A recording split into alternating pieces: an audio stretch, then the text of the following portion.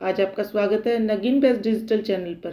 Friends, आज हम लेकर आए हैं क्लास 12th की वितान भाग 2 का चैप्टर 1 सिल्वर वेडिंग। इस चैप्टर में हमने पहले पार्ट 1 और पार्ट 2 में चैप्टर को लाइन टू लाइन एक्सप्लेन किया। अब हम इसका पार्ट 3 देखेंगे। पार्ट 1 और पार्ट 2 में हमें सिर्फ यही पता चला कि पुरानी पीढ़ी और नई पीढ़ियों के विचारों में कितना फर्क है। भाई, जो यशोधर बाबू है वो किस तरह नई पीढ़ी के तौर तरीकों को अपनाने को तैयार नहीं है और किस तरह उनके ऊपर व्यंग्य करता है। तो अब चलिए हम देखते हैं पार्ट 3। छोटी उम्र में 1,500 महावर प्लस कन्वेंस अलाउंस एंड तुम्हारा अदर वर्क्स पा जाना कोई मामूली बात नहीं है। भाई, उनके पिताजी कहते हैं, जो पिताजी का भांजा था वो कहते हैं कि भाई इतनी छोटी उम्र में 1,500 रुपये महीना वेतन पाना और अतिरिक्त भत्ता वगैरह पाना कोई छोटी सी बात नहीं है। इसी तरह भले ही यशोधर बाबू के ने बेटों की खरीदी हुई हर नई चीज़ के संदर्भ में यही टिप्पणी की हो कि ये क्या हुई, समहाउ मेरी तो समझ में आता ही नहीं। भाई, हर बार जब बेटा कोई ना कोई चीज़ लेके खरीद के नई चीज़ खरीद के घर में लाता था और पिताजी ने हर बार की तरह वही टिप्पणी करनी थी कि इस नई चीज़ की घर के अंदर क्या ज़रूरत थी। भाई, हर बार की तरह मुझे तो समझ आता ही नहीं कि इस चीज़ की क्या ज़रूरत थी घर के अंदर। तथापि उन्हें कहीं इस बात से थोड़ी खुशी भी होती कि इस चीज़ के आ जाने से उन्हें नए दौर के निश्चय ही गलत मानकों के अनुसार बड़ा आदमी मान लिया जा रहा है। भाई, गलत मानकों के अनुसार बड़ा आदमी मान लिया जा रहा है, नए तौर तरीकों के अनुसार। मिसाल के लिए, जब बेटों ने गैस का चूल्हा जुटाया तब यशोधर बाबू ने उसका विरोध उसी तरह करा कि इसकी क्या जरूरत है, रोटी मुझे तो समहाउ रोटी जैसी ही लगती है। भाई, रोटी चाहे इस पे बने चाहे उस पे बने, दोनों की रोटी एक जैसी ही लगती है। तथापि वे जानते हैं कि गैस ना होना वह इस नगर में चपड़ासी श्रेणी में मान लिए जाते हैं। भाई, जिसके घर में गैस नहीं होती आज के समय में वो चपड़ासी की श्रेणी में आता है। और इसी तरह फ्रिज के संदर्भ में हुआ। आज भी यशोधर बाबू यही बुक कहते हैं कि मेरी समझ में आज भी यह नहीं आता कि इसका फ़ायदा क्या है। भाई, वो ये कहते हैं फ्रिज के बारे में भी, मुझे तो समझ में नहीं आता कि इसका फ़ायदा क्या है। बासी खाना खाना अच्छी आदत नहीं ठहरी।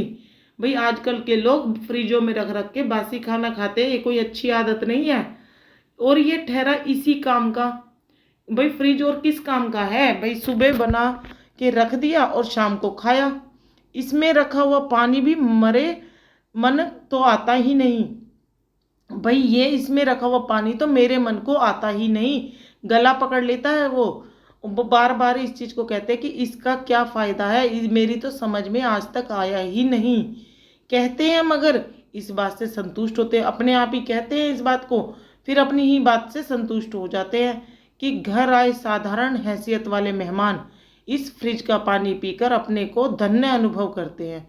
भाई, हमारे घर में आए हुए साधारण हैसियत वाले मेहमान हैं जो वो इस फ्रिज, जिनके घर में फ्रिज नहीं है, वो इस फ्रिज का पानी पीकर अपने आप को धन्य अनुभव करते हैं कि हमने तो फ्रिज का पानी पी लिया है। अपनी सिल्वर वेडिंग की यह भव्य पार्टी भी यशोधर बाबू को समहाउ इम्प्रॉपर ही लगी। भाई, अपनी सिल्वर वेडिंग क्या, 25वीं सालगिरह, अपनी शादी की 25 साल के पूरे हो जाने की भव्य पार्टी भी यशोधर बाबू को इम्प्रॉपर ही लगी। भाई, उन्हें भी इसमें भी कोई अच्छा नहीं लगा। उन्हें इस बात से संतोष हुआ कि जिस अनाथ यशोधर के जन्म पर कभी लड्डू नहीं आए। भाई, मैं तो जन्म से ही अनाथ हूँ। भाई, छोटे होते माँ गुजर गई थी, बुआ के घर में रहा। भाई, उसके जन्मदिन पर कभी लड्डू भी नहीं आए। और जिसने अपना विवाह भी कोऑपरेटिव से 2-4 हज़ार रुपये का कर्जा निकाल कर किया, बगैर किसी खास धूमधाम के, उनके विवाह की 25वीं वर्षगांठ पर केक, 4 तरह की मिठाई और 4 तरह की नमकीन, फल, कोल्ड ड्रिंक्स, चाय, सब कुछ मौजूद है। भाई, वो इस चीज़ से संतुष्ट थे कि उनके बेटे ने ये पार्टी का अरेंजमेंट किया। भाई, वो कहते हैं कि भाई मैं अनाथ यशोधर के जन्मदिन पर मुझ अनाथ यशोधर के जन्मदिन पर कभी लड्डू भी नहीं आए। भाई, बचपन से लेके आज तक कभी लड्डू भी नहीं आए। और अपना विवाह भी मैंने कोऑपरेटिव संस्था से 2-4 हज़ार रुपये का कर्जा लेकर किया और कोई धूमधाम से नहीं किया। और विवाह की 25वीं वर्षगांठ पर इतना शानो शौकत वाला पार्टी हो रही है, केक है, 4 तरह की मिठाई है, नमकीन है, फल है, कोल्ड ड्रिंक्स है, चाय है, सब कुछ मौजूद है। गिरीश बोला, मुझे आज सुबह बैठे बैठे याद आया कि आपकी शादी 6 फरवरी सन 47 को हुई थी और इस हिसाब से आज उसे 25 साल पूरे हो गए हैं। मैंने आपके दफ्तर फ़ोन किया, लेकिन शायद आपका फ़ोन खराब था। तब मैंने भूषण को फ़ोन किया। भाई उनके छोटे लड़के ने बैठे बैठे उसको याद आया कि आज तो 6 फरवरी है और 6 फरवरी सन 47 को माँ बाप की शादी की सालगिरह थी, शादी हुई थी और आज उनकी 25वीं साल पूरे हो गए हैं। मैंने आपके दफ्तर में फ़ोन करा, शायद आपका फ़ोन खराब था। भाई उसने ये जानने के लिए फ़ोन किया था कि भाई आज 25 साल पूरे हो गए आपकी शादी को। फिर उसने भूषण यानी अपने भाई को फ़ोन किया। भूषण ने कहा शाम को आ जाइए, पार्टी करते हैं। भाई भूषण ने कहा कि आप शाम को आ जाओ और पार्टी करते हैं, मैं अपने बॉस को भी बुला लूँगा और इसी बहाने गिरीश यशोधर बाबू की पत्नी का चचेरा भाई है जो, वो बड़ी कंपनी के में मार्केटिंग मैनेजर है। भाई जो गिरीश था ना, वो उसकी पत्नी का चचेरा भाई था। उसने भूषण को यानी यशोधर के बेटे को फ़ोन किया था ये पता करने के लिए कि 6 फरवरी सन 47 को मेरी बहन की शादी हुई थी, उसके 25 साल हो गए हैं। और मैंने भाई उनसे जीजा जी से फ़ोन करने के लिए दफ्तर फ़ोन भी किया था, उनका फ़ोन ख़राब था। तो उन्होंने भूषण ने क्या क्या अपने मामा को क्या कहा कि आप शाम को आ जाइए, पार्टी करते हैं, मैं अपने बॉस को भी बुला लूँगा इसी बहाने। भाई पार्टी के बहाने मेरे बॉस भी घर पे आ जाएंगे। गिरीश यशोदा बाबू की पत्नी का चचेरा भाई था, बड़ी कंपनी में मार्केटिंग मैनेजर था और इसकी सहायता से ही यशोधर बाबू के बेटे ने अपना संपन्न साला सम हाउस भयंकर ओछाट यानी ओछेपन का धनी मालूम होता है। भाई यशोधर बाबू ने आपके बेटे को अपना यह संपन्न साला, भाई उन्होंने अपने साले के ऊपर भी और बेटे के ऊपर भी ऐसा ही बता दिया कि हर बार की तरह भयंकर ओछाट यानी ओछेपन का धनी मालूम होता है। ये भी उन्हें लगता है कि इसी ने भूषण को बिगाड़ दिया है। और उन्हें ऐसे लगता है कि मेरे बेटे भूषण को तो गिरीश ने ही बिगाड़ा है। कभी कहते कि ऐसा तो पत्नी बरस पड़ती है, अगर ऐसा वो कहते हैं तो पत्नी बरस जाती है कि उसके भाई के बारे में वो इस तरह बोल रहे हैं। जिंदगी बना दी तुम्हारे सेकंड क्लास बीए बेटे की, कहते हो बिगाड़ दिया। अब गिरीश को गुस्सा आ जाता है यशोधर बाबू की ये बात सुनकर। तो वो कहते हैं कि मैंने तो तुम्हारे सेकंड क्लास बीए बेटे की जिंदगी बना दी और तुम कहते हो कि मैंने उसे बिगाड़ दिया। भूषण अपने मित्रों सहयोगियों का यशोधर बाबू से परिचय कराना शुरू किया। भूषण ने, भाई उसके फ्रेंड्स आए हुए थे, उसके ऑफिस के दोस्त आए हुए थे, सहयोगी आए हुए थे, उन्होंने यशोधर बाबू से परिचय कराना शुरू करा कि ये मेरे पिताजी हैं। उनकी many happy returns of the day का थैंक यू कहकर जवाब देते हुए जिन लोगों का नाम पहले बता दिया गया हो उनकी ओर YD Pant home ministry Bhushan father कहकर स्वयं हाथ बढ़ाते हुए यशोधर बाबू ने हरचंद यह जताने की कोशिश की कि भले ही वह संस्कारी कुमायूं है तथापि विलायती रीत रिवाज से भी भली भांति परिचित है। भाई उन्होंने इस पैराग्राफ में यह दर्शाने की कोशिश की है कि भूषण के मित्र सहयोगियों से यशोधर बाबू का परिचय तो करा दिया, तो उनको जब उन्होंने उनको कहा many happy returns of the day, तो उन्होंने बदले में क्या जवाब दिया, थैंक यू। यशोधर बाबू को भाई वाईडी पंत होम मिनिस्ट्री कहकर भूषण फादर, भाई उन्होंने क्या कहा, पहले बता दिया गया था कि ये भूषण के YD Pant home ministry Bhushan father है, भाई घर के मिनिस्टर हैं और भूषण के फादर है कहकर स्वयं हाथ बढ़ाते हुए यशोधर बाबू ने हर चंद यह जताने की कोशिश की भले ही वे संस्कारों से इस तरह के हैं तथापि विलायती रीति रिवाज से वे भली भांति परिचित है। भाई संस्कारों से वे पुरानी रीति रिवाजों के भले ही हों पर विलायती रीति रिवाजों को भी बहुत अच्छे से पहचानते हैं। किशनंदा कहा करते थे कि आना सब कुछ चाहिए, सीखना हर एक की बात ठहरी, लेकिन अपनी छोड़नी नहीं हुई। भाई किशकंदा कहते, यहाँ पे भी उन्होंने किशकंदा को उड़ा दिया। किशनंदा को हमेशा ही वो हर चीज़ में अड़ा देते थे। उन्होंने यहाँ पर भी कहना शुरू कर दिया कि वो कहते थे कि सब कुछ आना चाहिए, हर बात को सीखना चाहिए हमें, कि पर एक बात ठहरी कि अपना किया कभी छोड़ना नहीं चाहिए। टाई सूट पहनना आना चाहिए, लेकिन धोती कुर्ता अपनी पोशाक है, यह नहीं भूलना चाहिए। भाई हम टाई सूट कभी कभी पहन सकते हैं, पर धोती कुर्ता तो हमें पहनना ही चाहिए। अब बच्चों ने एक और विलायती परंपरा के लिए आग्रह किया। भाई बच्चों ने एक और परंपरा के लिए आग्रह कर लिया यशोधर बाबू से। अपनी पत्नी के साथ केक काटे वो खड़े होके। भाई उन्हें तो बहुत शर्म आई थी, वो कैसे केक काट सकते थे अपनी पत्नी के साथ। पुराने रीति रिवाजों में इस तरह का होता ही नहीं था। घरवाली पहले थोड़ा शर्माई, लेकिन जब बेटी ने हाथ खींचा तब उसे केक के पीछे जा खड़ी होने में कोई हिचक नहीं हुई। भाई पहले तो वो शर्माती रही अपने पति के साथ केक काटने में, पर उसकी बेटी ने उसका हाथ खींच के केक के पास खड़ा कर दिया। फिर उसकी हिचक खत्म हो गई, उसकी शर्म खत्म हुई हो गई। वहीं से उसने पति को भी पुकारा। भाई वहीं से उसने अपने पति को आवाज लगाई। यशोधर बाबू को केक काटना बचकानी बात मालूम हुई। भाई केक काटना तो यशोधर बाबू को बहुत बेकार बात लगी। बेटी उन्हें लगभग खींच कर ले गई। बेटी यशोधर बाबू को भी खींच कर ले गई। यशोधर बाबू ने कहा somehow I don't like all this, लेकिन एनीवे उन्होंने केक काट ही दिया। तो उन्होंने हर बार की तरह कहा कि मुझे ये केक काटना डोंट लाइक, मुझे पसंद नहीं आया, लेकिन एनीवे फिर भी उन्होंने केक काट ही दिया। गिरीश ने उनकी यह अनमनी किंतु संतुष्ट छवि कैमरे में कैद कर ली। उन्होंने एक फोटो खींच ली उनकी, ऐसी जिस तरह वो खड़े थे और बोल रहे थे। अब पति पत्नी से कहा गया कि वे केक से मुंह मीठा करे एक दूसरे का। भाई अब एक दूसरे को कहा, यशोधर पंत जी को और उनकी पत्नी को कहा कि एक दूसरे को केक खिलाए। वो पत्नी ने खा लिया, मगर यशोधर बाबू ने इनकार कर दिया। उनका कहना था कि मैं केक खाता नहीं हूँ। भाई मैंने कभी केक खाया नहीं और ना मैं खाता हूँ, इसमें अंडा पड़ा होता है। उन्हें याद दिलाया गया कि अभी कुछ वर्षों पहले तक आप मांसाहारी थे। भाई यशोधर पंत जी को याद दिलाया गया कि आप कुछ वर्षों पहले तक तो मांसाहारी थे। एक टुकड़ा केक खा लेने से क्या हो जाएगा? भाई अगर आप एक टुकड़ा केक का खा लोगे तो क्या हो जाएगा? लेकिन वह नहीं माने। तब उनसे अनुरोध किया गया कि लड्डू ही खा ले। भूषण के एक मित्र ने लड्डू उठाकर उनके मुंह में ठूसने का यत्न किया। भाई भूषण उनका बेटा था, जो उसका एक मित्र था, उसने लड्डू उठाकर उनके मुंह में ठूसने का यत्न किया, लेकिन यशोधर बाबू इसके लिए भी राजी नहीं हुए। यशोधर बाबू ये भी नहीं, लड्डू खाने के लिए भी तैयार नहीं हुए। उनका कहना था कि मैंने अब तक संध्या नहीं की है। इस पर भूषण ने झुंझला कहा, तो बप्पा पहले जाकर संध्या कीजिए, आपकी वजह से हम लोग कब तक रुके रहेंगे। भाई भूषण को गुस्सा आ गया उनकी उस बात पे, तो वो गुस्से में एकदम बोला, बप्पा पहले जाके अपनी संध्या कर आइए, फिर हम लोग कब तक रुकेंगे आपकी उस पे।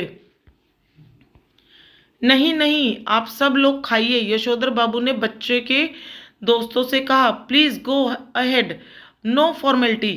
भाई यशोधर बाबू ने अपने बेटे भूषण के दोस्तों को कहा, प्लीज गो अहेड, भाई आप लोग खाइए, कोई फॉर्मेलिटी की बात नहीं है। यशोधर बाबू ने आज पूजा में कुछ ज़्यादा ही देर लगाई, इतनी देर की ज़्यादातर मेहमान उठकर चले गए। भाई यशोधर बाबू तो अपनी संध्या करने चले गए और इतनी देर लगा दी कि बहुत सारे मेहमान तो उठकर चले गए उनकी इंतजार करते करते। उनकी पत्नी, उनके बच्चे बारी बारी आकर झांकते रहे और कहते रहे, जल्दी कीजिए मेहमान लोग जा रहे हैं। उनकी पत्नी और बच्चे बारी बारी कमरे में आते और कहते कि जल्दी कर लो बप्पा कि मेहमान जा रहे हैं। शाम की 15 मिनट की पूजा को लगभग 25 मिनट तक खींच लेने के बाद भी जब बैठक में से मेहमानों की आवाज़ आती सुनाई दी, तब यशोधर बाबू पद्मासन साध कर ध्यान लगाने बैठ गए। वे चाहते थे कि उन्हें प्रकाश का एक नीला बिंदु दिखाई दे, मगर उन्हें कृष्णनंदा दिखाई दे रहे थे। भाई शाम को वो 15 मिनट की पूजा करते थे खाली, आज वो 25 मिनट तक खींच कर ले गए। और जब बैठक में बैठे हुए मेहमानों की आवाज़ उनके कानों में पड़ती रही, सुनाई देती रही, तो यशोधर बाबू ने क्या करा, पूजा तो खत्म हो गई, फिर पद्मासन साध कर बैठ गए। वो उनके पास जाना नहीं चाहते थे। उन्हें ये उम्मीद थी कि प्रकाश का एक नीला बिंदु मुझे साधना करते टाइम दिखाई देगा, मगर उन्हें वो नहीं दिखाई दिया। उन्हें कौन दिखाई दिया? कृष्णदा दिखाई दिए। यशोधर बाबू कृष्णदा से पूछ रहे थे, भाई वो ध्यान में बैठे थे और कृष्णदा उनको दिखाई दे रहे थे, उनसे पूछ ही रहे थे कि जो हुआ होगा से आप कैसे मर गए। भाई उन्होंने उनसे पूछा कि आपकी मृत्यु कैसे हुई, क्या हुआ होगा वो आप मुझे बताओ। कृष्णदा कह रहे थे कि भाऊ सभी जन इसी जो हुआ होगा से मरते हैं। भाई भाई यानी भाई, भाऊ मतलब भाई, सभी जन इसी जो हुआ होगा से मरते हैं। भाई जो सब लोग जो मरते हैं ना कुछ तो हुआ होगा तभी वो मरते हैं। गृहस्थ हो, ब्रह्मचारी हो, अमीर हो, गरीब हो, मरते जो हुआ होगा से ही मरते हैं। भाई कुछ ना कुछ हुआ होगा उसी से ही मरते हैं। हाँ हाँ, शुरू में और आखिरी में सब अकेले ही होते हैं। अपना कोई नहीं ठहरा दुनिया में, बस अपना नियम अपना हुआ। भाई कृष्णदा बाबू तो यशोधर बाबू को उस टाइम भी क्या कहते हैं कि दुनिया में आए भी अकेले और जाना भी अकेले ही होता है। कोई अपना नहीं ठहरता इस दुनिया में और ना ही होता, बस अपना नियम ही अपना होता है। यशोधर बाबू ने पजामा कुर्ते पर ऊनी ड्रेसिंग गाउन पहने और सिर पर गोल विलायती टोपी, पाँवों में देशी खड़ाऊं और हाथ में डंडा धारण किए इस कृष्णदा से अकेलेपन में के विषय में बहस करनी चाहिए। भाई वो कृष्णदा बाबू की तरह सब उसी तरह ड्रेसअप होके सिर पर टोपी पहनी, देशी खड़ाऊ पर डंडा धारण करके कृष्णदा बाबू से अकेलेपन के विषय में बहस करनी चाहिए। उनका विरोध करने के लिए नहीं, बल्कि बात कुछ और अच्छी तरह समझने के लिए। भाई उनका विरोध करने के लिए नहीं उससे बहस कर रहे थे कि आप अकेले क्यों रहे, वो उनसे बात करना चाहते थे नहीं, अपने उसमें कुछ और अच्छी बात तरह से समझने के लिए, और वो अच्छी तरह क्या था, नई पीढ़ी के बारे में समझने के लिए। हर रविवार कृष्णदास शाम को ठीक 4 बजे यशोधर बाबू के घर आया करते थे। भाई वो जब दिल्ली में रहते थे तो हर रविवार कृष्णदा के शाम को ठीक 4 बजे यशोधर बाबू के घर आ जाया करते थे। उनके लिए गर्मा गर्म चाय बनवाई जाती थी। उनका कहना था कि जिसे फूंक मारकर ना पीना पड़े वह चाय कैसी। भाई चाय तो गर्मा गर्म ही अच्छी लगती है, फूंक मारकर पी जाए वही चाय अच्छी होती है, एक घूंट में पी ले तो वो चाय कैसी। चाय सुड़कते हुए कृष्णदा प्रवचन करते थे। भाई चाय पीते पीते भी वो प्रवचन करते थे। यशोधर बाबू बीच बीच में शंकाएं उठाते थे, बीच बीच में वो क्वेश्चन करते रहते थे उनसे। यशोधर बाबू को लगता है कि कृष्णदा आज भी मेरा मार्गदर्शन कर सकेंगे। भाई कृष्णदा आज भी मेरे को सही मार्ग पर चलने का रास्ता दिखाएंगे और बता सकेंगे कि मेरे बीवी बच्चे जो कुछ भी कर रहे हैं उसके विषय में मेरा रवैया क्या होना चाहिए। भाई जब वो इतनी आगे तक का कृष्णदा से पूछते, इतने में तो उनकी मृत्यु हो गई थी, तो इसलिए वो अपने ध्यान में कृष्णदा बाबू को देखते हैं और वो उनसे ये पूछना चाहते हैं कि मेरे बीवी बच्चे मेरे साथ जो रवैया कर रहे हैं तो मेरा क्या रवैया होना चाहिए उनके लिए। लेकिन कृष्णदा तो वही अकेलेपन का खटराग अलापने पर आमादा से मालूम होते हैं। भाई कृष्णदा हमेशा अकेले रहे, उनके बीवी बच्चे कोई नहीं थे, तो वो उसी अकेलेपन का आमादा से मालूम होते रहे, अकेलेपन का राग अपनाते रहते थे। कैसी बीवी कहाँ के बच्चे, यह सब माया ठहरी। यह जो भूषण आज इतना उछल रहा है वह किसी दिन इतना ही अकेला और असहाय अनुभव करेगा। भाई वो कहते हैं भाई कहाँ की बीवी और कहाँ के बच्चे सब माया है। जो भूषण आज इतना उछल रहा है ना वह किसी दिन ऐसा इतना ही अकेला होगा और असहाय अनुभव करेगा तुम्हारे की तरह, जितना कि आज तू कर रहा है। ये कृष्णदा ने यशोधर बाबू को कहा। यशोधर बाबू बात आगे बढ़ाते लेकिन उनकी घरवाली उन्हें झिड़कते हुए आ पहुंची। यशोधर बाबू कृष्णदा से बात करते हुए बात आगे बढ़ाते, इतने में उनकी घरवाली ने उनको झिड़कना शुरू कर दिया कि क्या आज पूजा में ही बैठे रहोगे। यशोधर बाबू आसन से उठे और उन्होंने दबे स्वर से पूछा, मेहमान गए। भाई उनकी बीवी को तो गुस्सा आ गया, वो लाल बबली हो गई और वो गुस्से में अंदर आई, पूजा घर के अंदर आ गई। उन्होंने कहा कि क्या आज पूजा में ही बैठे रहोगे। यशोधर बाबू आसन से उठे और बहुत ही दबे स्वर में बहुत ही धीरे से उन्होंने पूछा कि मेहमान चले गए क्या। पत्नी ने बताया कुछ गए हैं कुछ है। उन्होंने जानना चाहा कि कौन कौन है। आश्वस्त होने पर भी सभी रिश्तेदार ही हैं। भाई उन्हें आश्वासन हुआ कि रिश्तेदारी हैं, बाकी सब बाहर के लोग तो चले गए हैं। उसी लाल गमछे में बैठक में चले गए। फिर जो लाल गमछा पहना हुआ था उन्होंने उसी में ही वो बैठक में चले गए, जिसे पहनकर वे संध्या करने बैठे थे। यह गमछा पहनने की आदत भी उन्हें कृष्णदा से विरासत में मिली है। भाई ये गमछा जो पहनते हैं वो भी कृष्णदा से विरासत में मिली है, क्योंकि वो कृष्णदा को ही फॉलो करते थे। उनके बच्चे इसके सख्त खिलाफ थे। भाई उनको ये पसंद नहीं था कि वो लाल गमछा पहने। ये पहले के टाइम में पहनते थे पुरानी पीढ़ी में, अब नई पीढ़ी में कोई नहीं पहनता था तो उन्हें अच्छा नहीं लगता था। Everybody gone, party over. भाई हर लोग चले गए, पार्टी खत्म हो गई। यशोधर बाबू ने मुस्कुराकर अपनी बेटी से पूछा, अब गोया गमछा पहनने रखा जा सकता है क्या? भाई उसने अपनी बेटी से मुस्कुराकर पूछ लिया। उसे पता चल गया कि सारे लोग चले गए, अब पार्टी खत्म हो गई है, कि मैं ये गोया और गमछा पहने रखूं। उनकी बेटी झल्लाई, लोग चले गए इसका मतलब यह थोड़ी है कि आप गमछा पहनकर बैठक में आ जाएं। भाई उसकी बेटी फिर गुस्से में एकदम झल्लाई कि लोग चले गए इसका मतलब यह थोड़ी कि आप गमछा पहनकर बैठक में आ जाओ। Bappa you are the limit, कि आपकी लिमिट हो गई है। भाई आपने लिमिट भी क्रॉस कर दी है अब तो। बेटी हमें जिसमें सज आएगी वही करेंगे ना। भाई जिसमें हमें तसल्ली होगी, हमारे मन को तसल्ली होगी, हम वही करेंगे ना। तुम्हारी तरह जीन पहनकर हमें तो सज आती नहीं। भाई हमें तुम्हारी तरह जीन्स पहन लूँ तो मुझे तो अच्छा लगता नहीं है। यशोधर बाबू की दृष्टि मेज पर रखे हुए कुछ पैकेटों पर पड़ी। भाई यशोधर मेज पर कुछ पैकेट से पड़े थे, गिफ्ट्स पड़े हुए थे, उन पर पड़ी। ये कौन भूले जा रहे हैं? भाई ये पैकेट कौन भूल कर चला गया? भूषण बोला, ये आपके लिए प्रेजेंट है, खोलिए ना। भाई ये आपके गिफ्ट्स हैं जो आपकी एनिवर्सरी पे लोगों ने दिए हैं, इसे खोल कर देखो। इस उम्र में क्या हो रहा है? भाई वो तो आश्चर्यचकित हो गए कि इस उम्र में यह क्या हो रहा है। प्रेजेंट भाई गिफ्ट विफ्ट कौन दे रहा है मुझे? तुम खोलो, तुम ही इस्तेमाल करो। भाई उसने अपने बेटे को कहा तुम ही खोलो और तुम ही इसको इस्तेमाल करो, कहकर शर्मीली हंसी हंसते हुए चले गए। भाई ये कहकर वहां से शर्मीली हंसी हंसी और जाने लगे। भूषण सबसे बड़ा पैकेट उठाकर उसे खोलते हुए बोला। भाई भूषण ने सबसे बड़ा पैकेट उठाया और उसे खोलते हुए बोला, इसे तो ले लीजिए। भाई आप इस पैकेट को तो ले लीजिए, यह मैं आपके लिए लाया हूँ। भाई मैं लाया हूँ आपके लिए ऊनी ड्रेसिंग गाउन है। भाई इसमें ऊनी ड्रेसिंग गाउन है। आप सवेरे जब दूध लेने जाते हैं बप्पा, फटा पुलोवर पहन के चले जाते हैं जो बहुत ही बुरा लगता है। आप इसे पहन के जाया कीजिए। बेटी पिता का पजामा कुर्ता उठा लाई कि इसे पहनकर गाउन पहने। थोड़ा सा नानुच करने के बाद यशोधर जी ने इस आग्रह की रक्षा की।